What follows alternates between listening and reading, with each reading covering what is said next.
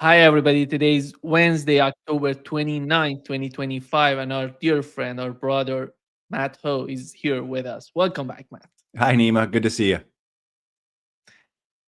Matt, I want to start with the you were talking about it before coming to live. Zohran Mamdani. Mm, What is in his argument, in his sort of view, in his sort of vision that resonates with the people, which lacks when it comes to the policies of the Democratic Party. The Democratic Party has decided not to support him later on. Right now they're supporting him. They're saying that he's the candidate for the Democratic Party. What is different in his sort of argument? And because that could help their party, you right. know, to somehow to think about the next presidential election, for example. Well, Mandami goes against, or at least is what he says he's going to do. And we'll see. And I think a lot of people are wary of him. Those of us on the left are wary of him because of our experiences with Obama, with Yeah. AOC, with Sanders, right? So we all have a degree of skepticism that we're watching him with, but we are Which is excited, logic. which Which is is logical and fully. We'd yeah. be foolish otherwise, I Yeah. mean, so I think with his candidacy, though, what's touching people is his clear articulation of the unfairness of the system, his ability to articulate the wealth inequality, the haves and the have-nots, and the remedies to that, and his unabashed desire to rectify it. That's what comes across to people, that this is a guy who really does believe a transformative way for our society, and in his case, in New York City, is to do things like provide people with childcare, to do things with make the cost of transportation, public transportation, zero at its usage, right? The idea being taking overhead away from people so that they're not drowning with just the costs of living that are involuntary. He's big emphasis on housing in New York City. His predecessors, Eric Adams, Michael Bloomberg, they all allowed the rents to go up in New York. De Blasio, I believe, was able to a couple times freeze it, but certainly his most, as the corporate media in the United States would describe, the most successful New York mayor. They may say, Michael Bloomberg. They don't talk about that, his relationship with business, his relationship with the landlords, and so Mandami fundamentally aligning themselves with the working class and the middle class. And this is something I think that Mandami is smart about in his articulation, his explanation of his policies. He's not specifically aligning with just the working class or with the middle class. But when I hear him speak in a way that conflates both, because although living paycheck to paycheck on $30,000 a year is a lot worse than living paycheck to paycheck on $100,000 or $150,000 a year. And I know we're talking about New York City, so it's even higher than that. It's still living paycheck to paycheck. And so a lot of the anxieties, the frustrations, the fears, the anger of the working class is replicated in the middle class. Now, essentially, again, there are differences, of course, but when you look at what the fundamental problems are, it's that the overhead costs for Americans, for American families, just to live, just to get to their jobs, to provide for their children, things that we could take on as a whole, things that we could provide collectively. So whether that's childcare, public transportation, you get into issues with say, healthcare and education, all these things that are necessary for us. No one can deny that people have to get to work. No one can deny that if you want to work, you have to have someone to watch your children. No one can deny that healthcare costs in the United States are ruinous. They are exorbitant. They are the product of a failed and immoral and criminal healthcare system that has a few winners and many, many losers. And so, looking at all that and the way Mandami comes across, his uh, his character, his looks, his brightness, his humor, and he is able to portray himself as an outsider, just like Obama did, just as Donald Trump did. And, so maybe after those, we all should just be shutting up and not saying anything. But I think there is this realization that things are so bad in the US in terms of where they are going, in terms of where we've been, where the trends are going. I just read a book from the late 1990s by Michael Parenti, who's a leftist author, and I'd never read this particular book of his. And the things he's talking about in that book, particularly wealth inequality, 25, 30 years ago when he wrote it, his arguments seem quaint now. I mean, things have exasperated, things have developed and worsened so greatly over the last nearly 2 generations that what we thought the problems were in the 90s are nothing compared to where we are now in terms of all of these fundamental realities of life for working class and middle class families. And so I think that's what gets people excited about Mandami, and his willingness to as well have courage, have guts, to not be a politician. I don't want to end this without saying that the fact that he stood there on that primary debate stage with what 10 other Democratic politicians, and all of them, as soon as the question was asked, where are you going to first as New York mayor? All of them, Israel. And Mandami says, I'm not going anywhere. I'm the mayor of New York. I'm not the mayor of Tel Aviv, or whatever his comment was. And people resonated with that. People got that. People understood it, and they liked the fact that he had the guts to say it. So I think you take his siding with the working in the middle class, his articulation of the issues they face, his remedies for that, coupled with his guts. When they said to him, do you believe Israel has a right to exist? And he says it doesn't have a right to exist in an apartheid state. I mean, exactly. Who is arguing against that? Who is articulating it better than that? And case in point, he goes on in the Democratic primary to win the bulk of the Jewish Democratic voters in that primary, So, I think summarizing all that, you have an understanding why people are excited about Mandami, and it looks like he is on his way to win big in New York City. We'll caveat that, we'll asterisk that with, of course, the notion that anything can happen, and he's making a lot of people very upset about this. So if some Deus Ex Machina event happens in the next week or so that changes the results of the election, I don't think a lot of us would be surprised. But it certainly, aside from that, looks like he'll be the next mayor of New York City. Yeah.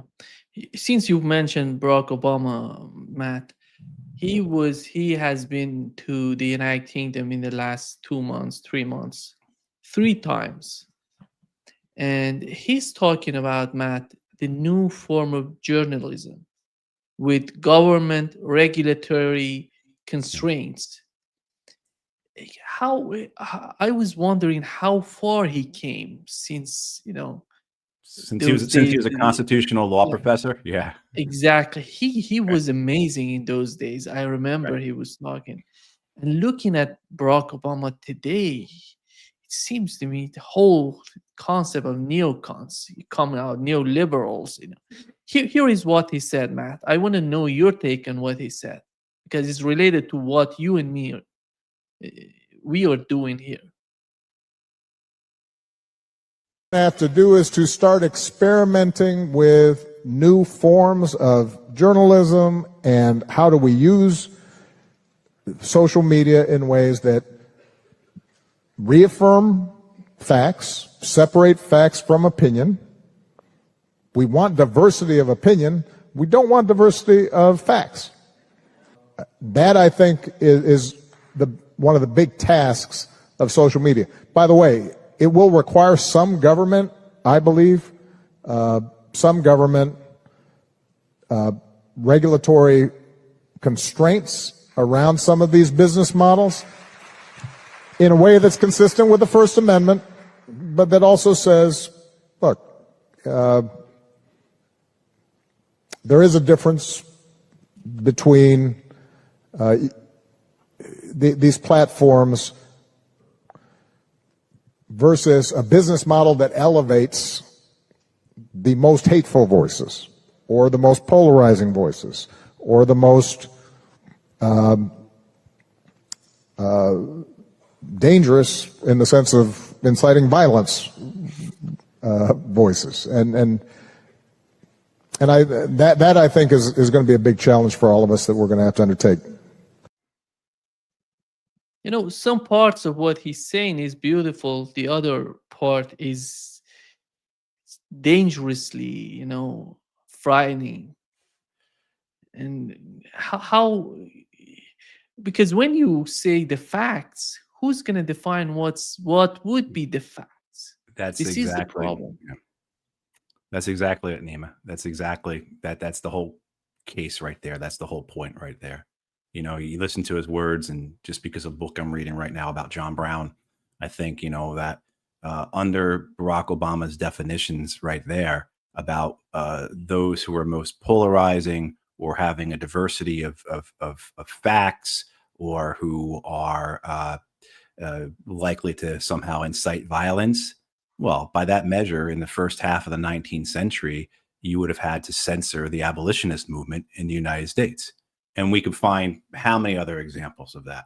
You know, this idea of to your point, is who's establishing the facts. The way he even says that, reaffirm facts, as if they already exist in some narrative, in some dictionary, in some correct form, of which there is a repository that's controlled and guarded and managed by the government. Essentially, is what you're going to have to. And you have to, the Democrats and the Republicans are terrible in this as well. But, you know, under Barack Obama's presidency, you saw very severe and chilling effects on journalism. Edward Snowden's revelations about the wholesale surveillance and spying on the American public by the American government, to which the Obama administration essentially doubled down on, chased Snowden into exile, and then persecuted more whistleblowers than any previous presidential administration. But the chilling effect that it had on journalists, on the media, this idea that the government will be in my computer whether I like it or not, and so I better toe the line. You know, there's been public opinion surveys or studies done that show that that had a chilling effect. Penn America, no, excuse me, Penn International, the great literary organization, did a study that affirmed exactly that, showed that journalists were self-censoring. Journalists have been chilled by the understanding, the reality of the U.S. government spying program. And then Penn America, of course, went and gave Barack Obama an award for his support of the First Amendment, even as Penn International just published that study. You know, I mean, so, you know, the reality is, though, what he says, regardless of how people in institutions affirm their commitment to the First Amendment, to free speech, to a free press, they're going to throw that up. They're going to throw it away. They're going to jettison it if they feel that they can somehow be made better by abandoning those principles. And so the idea that newspapers, legacy media outlets are going to fight against any such thing is not true. I mean, we've seen that. We certainly saw that the case with Julian Assange. You know, it's only when their board of directors feel threatened that they will do something. Now they will do things like walk out of the Pentagon, the major legacy media, in a spectacle in the theater, like the theater, which, you know, that's a whole other thing we can get into about how stupid the Hegseth Pentagon was for pulling that nonsense with the media when they already had a loyal Pentagon press corps who was essentially once every blue moon going to do something the Pentagon didn't like, and all the other days they were going to file their reports just that the Pentagon would want them to. To get back to what you're saying with Obama, yeah, this is incredibly dangerous because it is, and this is the danger of AI. And we're already seeing this when, you know, you type something in and ask your favorite AI bot or platform, the information it provides you, that information all fits within the guardrails of the developers. And so as we see who these developers are, as these AI platforms become more solidified, become more authoritative, then it becomes more important of who are the people who are telling the AI what's correct, who are people who are telling AI what the facts are, what opinions are too polarizing. So Barack Obama, I think, was trying to be principled. I think he was trying to be futuristic or forward-looking. I think, of course, he was being partisan by trying to, imply that the dangers all come from the right wing on this. But the reality is, when you pull apart what he said, there's a very, very real ominous danger there in the idea of a government / oligarchic control of the media that's always existed, but will only get worse. In 6 hours, Donald Trump gonna meet with Xi Jinping, if I'm not mistaken, in South Korea, and he's optimistic about the meeting. Looking at what Pete Hegseth said in terms of the threat going from China to Japan, I don't know how they can, because you have to prepare the atmosphere before the meeting. You have to make something, that resonates with your counterpart. I don't see that atmosphere being shaped by the Trump administration. Here is what Pete Hegseth said, Matt.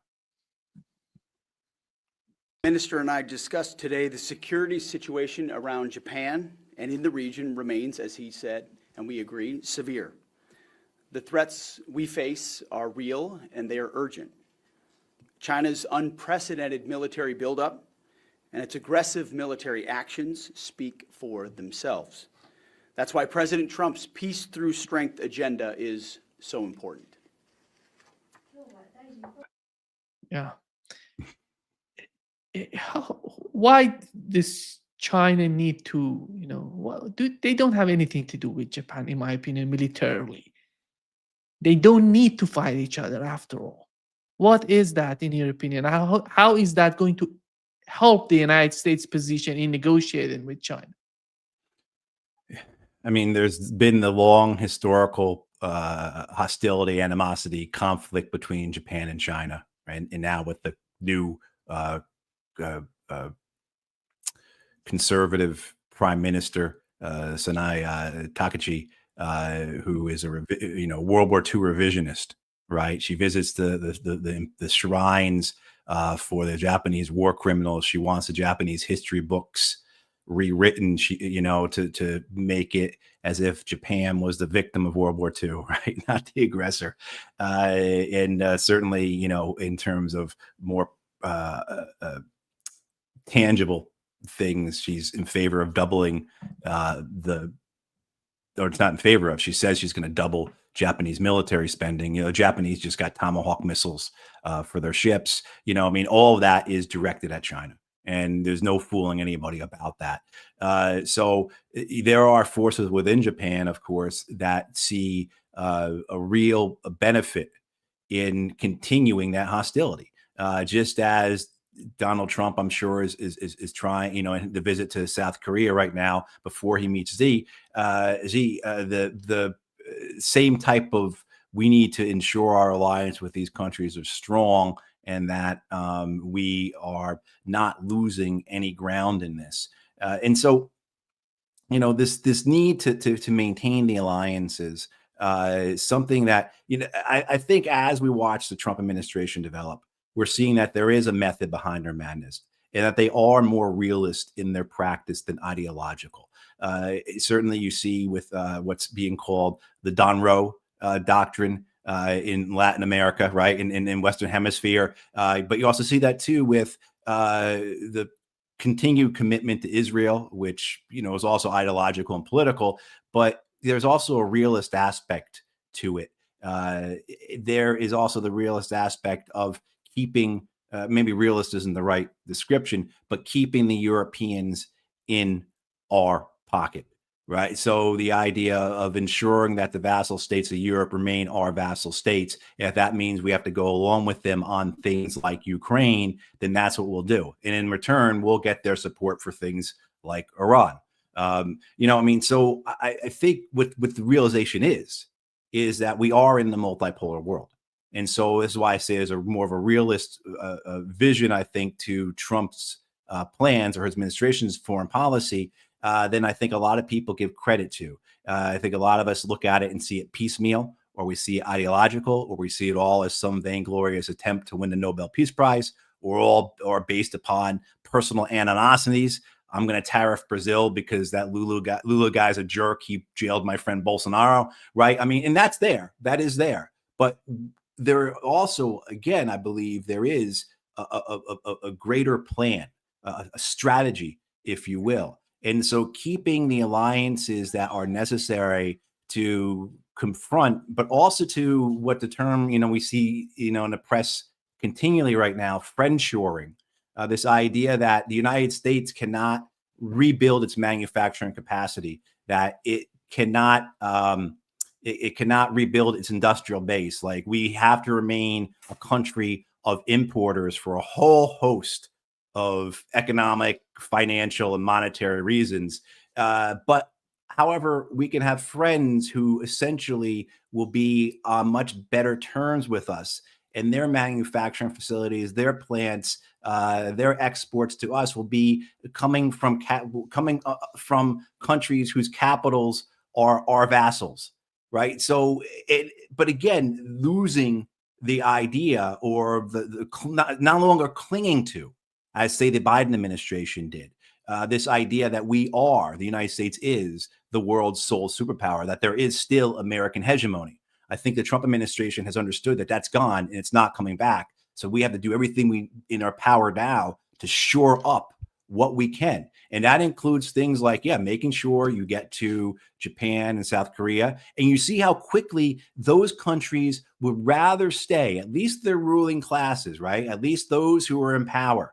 To them, maintaining the status quo, even as the vassal of a declining, failing empire, it's better than striking it out on our own, or taking chances with the unknown, or however you want to describe it. So you saw in South Korea, did you see this, where the South Korean president gave Donald Trump, this comes after the prime minister of Japan, Takachi, I'm not sure if I'm pronouncing her name right. She said she was going to nominate Donald Trump for the Nobel Peace Prize. I don't know if you saw that.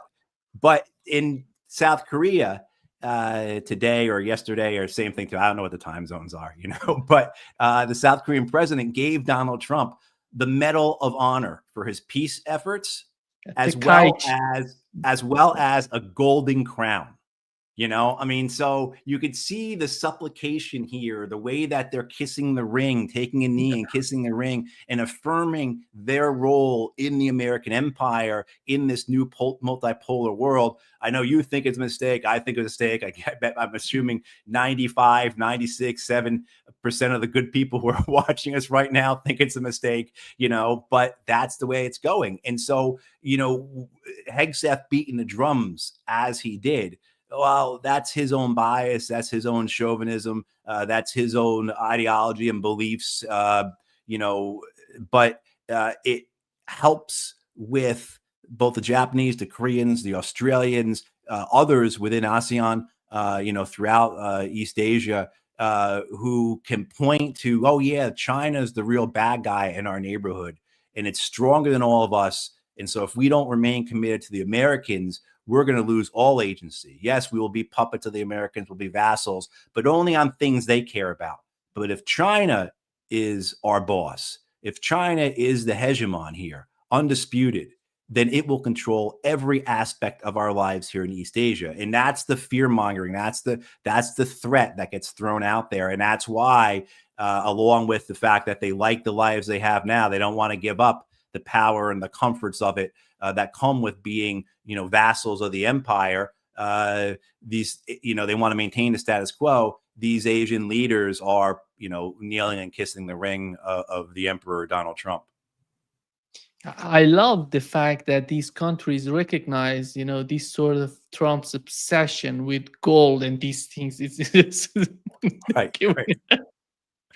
Yeah, right. It goes. And it was like, I don't know if you saw The Crown, but it was like something out of a fantasy movie, like that, this big giant gold thing with spires coming off of it, and the same thing too. The metal was not just a simple. this was ornate. Yeah, and so they know exactly what this guy. This is how I got asked this question about Israel the other day. About does Trump really have the Israelis on a leash? And I say no, they don't. Doesn't have the Israelis on a leash. They just killed 46 children last night in airstrikes. Of course, he doesn't have them on a leash. But what the Israelis understand is that look, we just have to appease this con man in chief in the White House. We just have to make sure that he and then his lackeys, Jared Kushner and Steve Witkoff, are happy. We got to just make sure that they get their cut, right? And then we can do as we wish. And we can't do anything too vulgar or make it too uncomfortable for them. That's why the Israelis were so upset with the far right parties last week or 2 weeks ago when they voted to annex the West Bank, because it was too much. It was too showy. It was too overt, right? We need to annex the West Bank slowly. You guys are going to ruin it by trying to do it all at once. Essentially what pretty much the entire Israeli political class said to the far right, with the exception of a handful of centrists and left wingers. And I mean, handfuls of seriously probably an overcount. This idea that, as well as too, that Israel, continue that thought, I guess, Israel also knows that the U.S. Congress has not lost faith in them. The American people might have. You can look at the public opinion polling, but the American Congress hasn't. Yeah, you've had a few Democratic Congress members who say, I'm not going to take AIPAC funding next cycle. Great, terrific. It means nothing. But for the most part, the Congress is still with Israel, and they understand that. So, and the corporate media certainly is still with Israel. I think that I'll just leave it at that. Matt, Trump says that nothing will jeopardize, he said in Japan, will jeopardize Gaza's ceasefire. Israel is attacking Gazans. As you've mentioned, they're killing civilians. And because of, nobody knows who killed this Israeli soldier. They're talking about an Israeli soldier being killed by Hamas. I don't know who was responsible, but that's why they're attacking. You've got the Israeli press saying that the Israeli government itself, whether it was a source out of the governing coalition or out of the IDF, I can't remember off the top of my head, but you've got the Israeli press today saying that the Israeli government or the Israeli military is saying, more than likely this guy wasn't connected. This attack wasn't connected to Hamas's command, that this is a separatist group that was separated, segregated, it's cut off from Hamas, and they're acting on their own. It's the same thing but they don't care. Any excuse for them is good. It's like this thing with the bodies being returned. How many of those bodies, of the 12 remaining bodies, need to be returned, are in areas that are under control of the Israeli army right now that the Palestinians can't get to, right? I mean, it's so farcical. It's so stupendous how this is just a ploy, a trick, a scheme to allow Israel to reignite its genocide whenever it wants. And everyone goes along with it. I mean, you read these articles, whether it's in the Wall Street Journal or the USA Today, and they make no mention of the context of it. They just manufacture the case for Israel to be allowed to resume its genocide whenever it likes. How long does it take, in your opinion, to everything falling apart? Everything just... Because I don't see, the ceasefire between Hezbollah and Israel was, Israel every time is attacking Hezbollah. But the case of Hezbollah is totally different when you look at the situation with the government in Lebanon, these sort of activities going on between the two, parties. But when it comes to Gaza, it's so much fragile. You're looking at the situation. And I don't know how, because Rubio said that they're defending themselves by these attacks on civilians. And by, putting out this sort of argument, that's not going to help you if you want to keep the ceasefire. Right. Yeah. Somehow, according to the American government and then the American press, the Israelis have a right to slaughter dozens of children because an occupying soldier was killed. I mean, just the immorality of that just the contradiction to natural rights and natural law, as well as the international law. I mean, it's clear. And yet we have a ruling class in the United States who, it doesn't matter if majority of Americans are now against Israel and its genocide, the ruling class is fine with it, for a lot of pretty mundane reasons, because their friends are Zionists and they don't want to have an uncomfortable conversation at the cocktail party. I mean, that's so much of how the ruling class operates, right? So how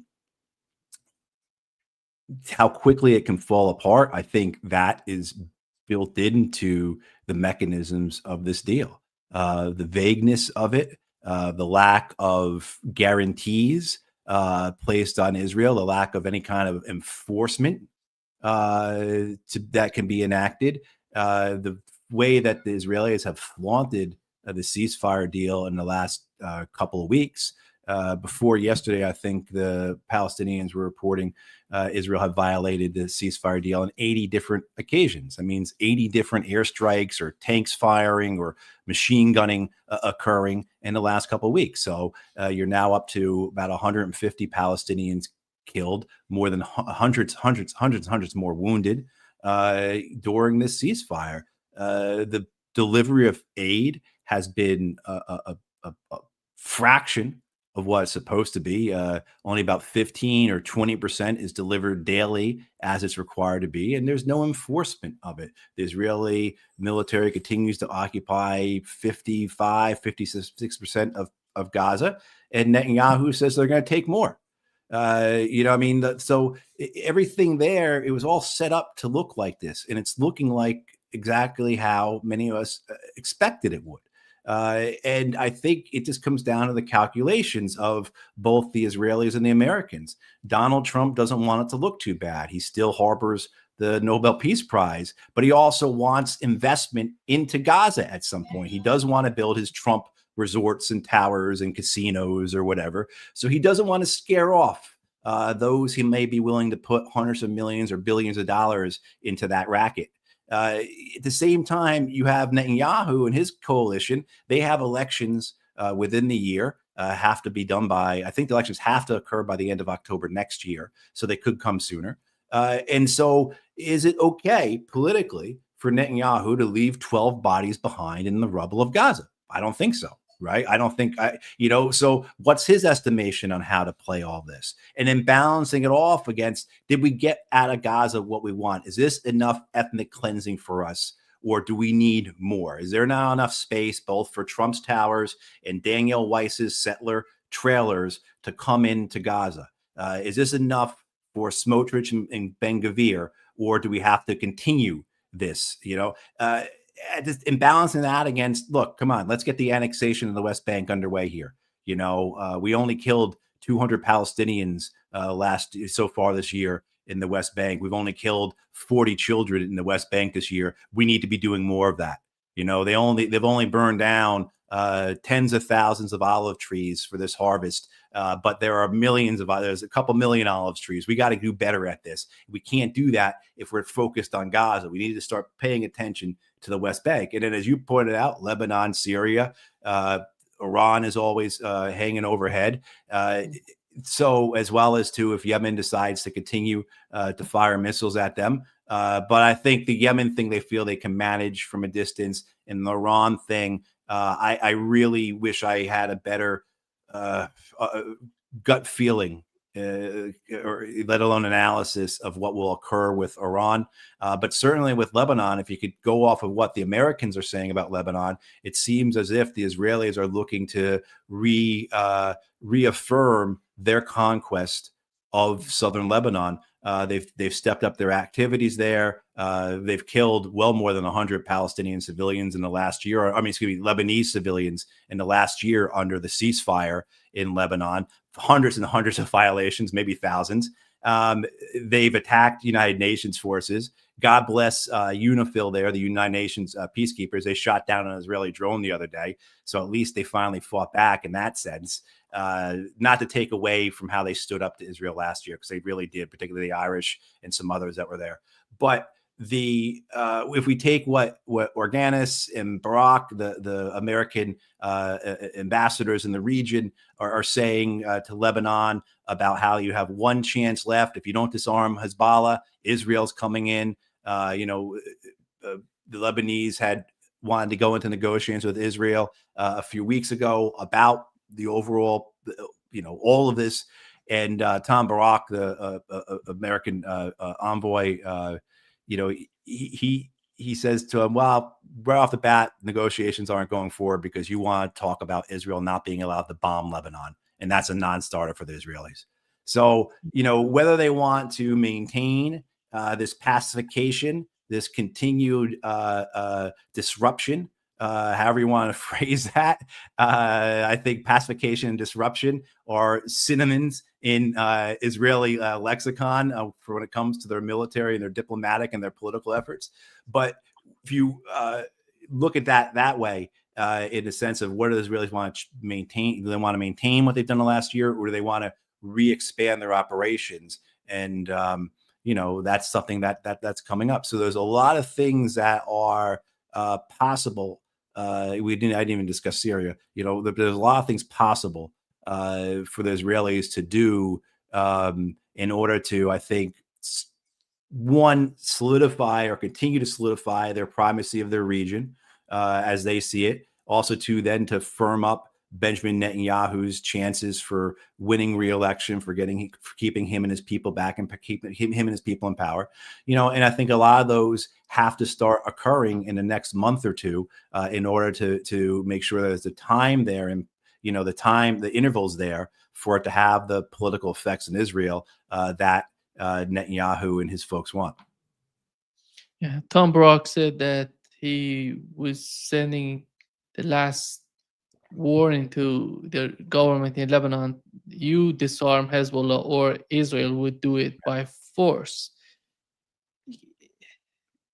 Do you think that he understands the complexity of the issue? Because disarming Hezbollah is not just, I would say it would not happen. It's somehow wishful thinking, in my opinion. Yeah, I don't know with that guy. So much comes out of his mouth that you don't know if he just is ignorant about it, as you described, Nima, or is he aware of that, but he wants to spur something. I'm going to threaten the Lebanese, and that's going to get them to act. Is that his cockamamie? His reasoning behind putting forth these threats and these warnings. He's got a big mouth, which is nice for us because it exposes a bit of the inner circle discussions among the Americans and their thoughts on Middle East policy.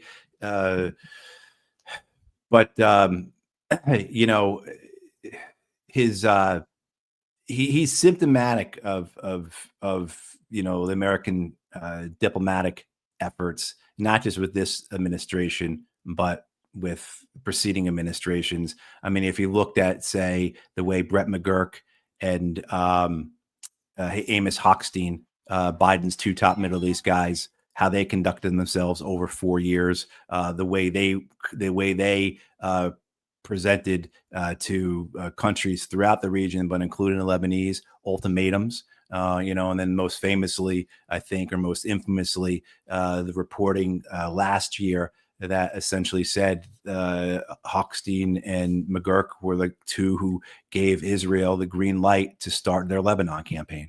And I think, if I recall correctly, the quote attributed, or to paraphrase it, to one of the two of them was that we see Israeli military action in Lebanon as being a way to stabilize the region. So showing off their own beliefs, their own biases, their own understanding of what the region should look like, as well as their failure to understand the role Israel has played in the region, for decades. Matt, there is a report from Israeli Knesset. It says that it found that Israeli soldiers and reservists accounted for 78% of all suicides in Israel in 2024. it's amazing to see it. It was an increase of from, you know, 17% in 2023. It from 17% went to 78%. Yeah. It's huge when you look at the difference between the two. And how, I don't know how Netanyahu is able to convince the society of what's going on, what he's doing to, in each and every aspect. It's not just the economy, because these soldiers are, these people have been fighting for more than 2 years, and these people are going to come back. You understand what is behind this sort of suicide, because Right. they've seen something that no one else has experienced before. Well, I think it's not so much about seeing, but it's about acting. That they're perpetrators, that they did or did not do things that violated, that transgressed their beliefs, their morals, their religion, what have you. It's the term is called moral injury. More specifically, it's called PITS, perpetrator-induced traumatic stress, and this is moral injury is found throughout the world in all types of occupations, but it has a special category within the military and among veterans, and the same as PITS. It can occur to anyone, whether deliberate or accidental action, or whether inaction as well. I can't stress that enough. So I could imagine many of these Israeli soldiers who have killed themselves maybe didn't pull the trigger. Maybe they didn't. Maybe they weren't the ones who gunned down those children, to give an example, but they stood next to the guy that did, and they didn't stop him. And in their mind, throughout their life, if they had ever been presented with that idea of what would you do if you were in a position like that, they failed to do it. And so this moral injury that occurs is just a ravaging. It's just a destruction, a ripping out of a person's moral foundation, and it results in an incredibly dark place that is very, very distressing. And if you look at the studies that the American government, through particularly the Veterans Administration, but various states have done, as well as universities, you see there is a clear connection between veteran suicides, combat, and very often guilt or regret or shame or this moral injury. In fact, the earliest study I know of comes from, I believe it was 1990, conducted by the Veterans Administration, that found that the best predictor of veterans in Vietnam combat, the best predictor of suicide in Vietnam veterans was combat-related guilt. And that is, people don't believe me, you can reach out to me. I'll send you the studies. You can go on the National Institute of Health website, look it up yourself. There are dozens of studies that show this connection, not solely with American veterans, but veterans all around the world. And not only, too, just to get in the larger point of warfare here, not only in these bad wars, not only in these genocides, not only in these illegal occupations, but in all wars. So in 2010, the state of California does a study of its veterans, and it finds that its World War II veterans are killing themselves at rates 4 times higher than their peers. So these are men who at this point are late 70s, 80s, getting into their 90s. The war's been over for 7 decades. That was the good war. These are the men who defeated Nazi Germany and Imperial Japan. And all those years later, because of what they had taken part in, because of what they had done, right? And they were the good guys. They had the white hats on. They were killing themselves at rates 4 times higher than their peers. So what we're seeing with the Israeli level of suicide among its veterans is not surprising. And, I think it's an affliction that will carry on with them for quite a long time. They've had high suicide rates among their veterans. That's what being an occupying force will do to you. But certainly it's not a surprise to see. In the way it will most likely be handled is the way the American government handles it. They'll find ways to talk about it.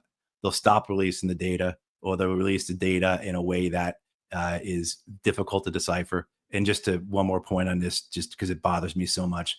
The last time the U.S. Veterans Administration put forward data that you could look at and say, oh, look, here are the rates of the men and women who went to war in Iraq, right? Like that type of compared to those who didn't, compared to the general population or their peers in the population, right?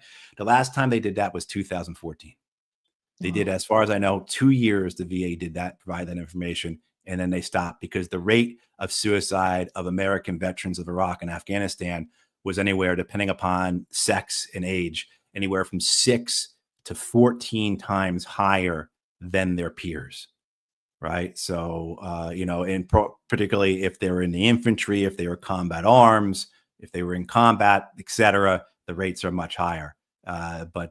Yeah, no, the moral injury is a real thing.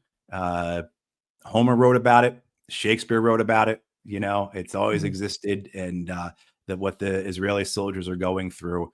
I know a lot of people, including myself, God, this is why I hate this thing so much, because it makes me feel no empathy, right? I see something happening. When I heard about that soldier who was killed in Rafah, I thought, good, he deserved it. Right. He is just some stupid kid. I've met Israeli soldiers. They're kids right out of high school for many of them. They don't know what they're doing. They don't really want to be there. They want to be, looking at porn and playing video games and drinking beer. Like that's what they want. And but that was my first thought. And I've had that thought many, many, many other times. And I hate it. I hate it that this genocide has engendered such a black heart in me. It was already bad enough for my time at war, but like this has really, and I think a lot of people, I say that because I feel a lot of people go through that as well. And just to let you know, you're not alone if you have those thoughts. Yeah. I think in psychology, they say the witness of a crime is the victim of the crime. Yeah. Actually, yeah. We are all human beings, we are influenced by what we see, what we experience. We are. And then we don't exist in a vacuum, or we don't exist without context or with inputs. So our institutions, whether it be our education, we join the military, what the institutions condition us for. And then we have a lot of passive things. So our media, whether it be the news media or it's the entertainment industry, they condition us as well. And so we have a view of ourselves, we have a view of our country where we are wearing the white hats. And I think that's what happens to a lot of Americans when they get to the wars in Iraq or Afghanistan or Vietnam. They realize they don't. And now you're put in a context where, again, it's warfare. And no matter how moral you think you are, or no how more you think your efforts are. So again, you're fighting the Imperial Japanese or the Nazis. You're still part of something that's a superhuman force that by its very nature is immoral. Maybe it's even amoral because it doesn't care at all. And you think you're going to be an agent of your morality or of your narrative's morality? No, that war is going to make you an agent of its immorality. And so, that's what happens, and that's why in some ways I said, I made the point about World War II, but, we talk about the genocide, you talk about the occupation throughout Palestine, you talk about the American occupations in Afghanistan, Iraq, et cetera, Vietnam. The war is bad enough. Again, it's bad enough to have taken part in it. But then when your understanding of what you did there was wrong, was criminal, was immoral, that makes that moral injury even worse. And then you get to a second level in the moral injury where it's betrayal, where the institutions you believed in, you no longer believe in. And whether those institutions are the infrastructure and the framework of the society you live in, or it's more specific, like the United States Marine Corps, right? You know how many sergeants major and colonels and generals I heard in the 90s say how Vietnam was a mistake and we're never going to do another Vietnam. And then within a few years, we did 2 of them. These are all men who have been in Vietnam, and they swore, I would take my, eagles or stars off or tear my stripes off my shoulder, and no, none of them did it. So then there's a betrayal that can come as well that way, that compounds that individual moral injury. And this is why the idea of warfare, the idea of combat however noble someone might make it out to be, however justified it could be, however redemptive or restorative you think that violence might be, it's not that simple. It's never that simple, and it doesn't end.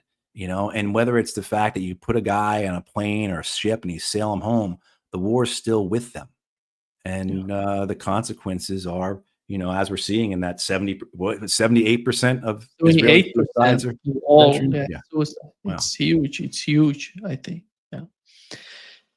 Thank you so much, Matt, for being with us today. Great pleasure, as always. All right, thank you, Nima.